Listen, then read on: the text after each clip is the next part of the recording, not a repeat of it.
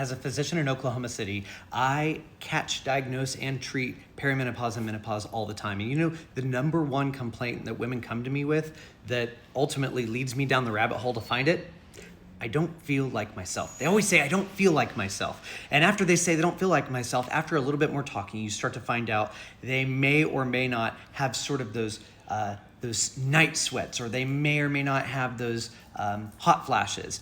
Furthermore, sometimes it's like I'm more forgetful. I'm finding out that I'm word finding. I can't think of what to say or how to say it.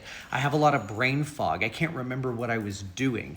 And then on top of that, we're starting to get some irregular periods and things like that. So here's what you need to know about menopause. Number one, the average age of menopause is going to be at the age of 51, right? Now this can span, right? Some women go into menopause very early as their 30s. Sometimes it could be a little bit later into their late 50s and 60s, but most women are going to be around the age of 51. But the second thing you need to know about menopause is the fact that many women will experience perimenopausal symptoms for up to an entire decade before they ever get into menopause. So let's say you're a woman and we knew that the age of menopause somehow was going to be at the age of 49.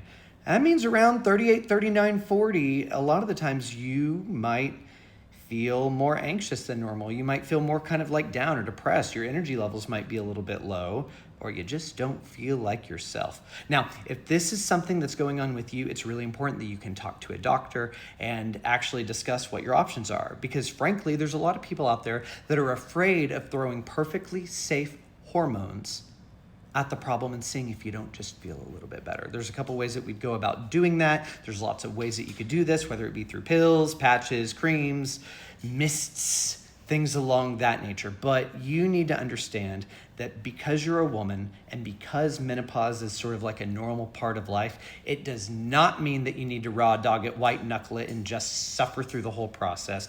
You should probably go to a doctor about it. So there's plenty of OBGYNs out there in the world that'll be able to kind of take care of some of those things.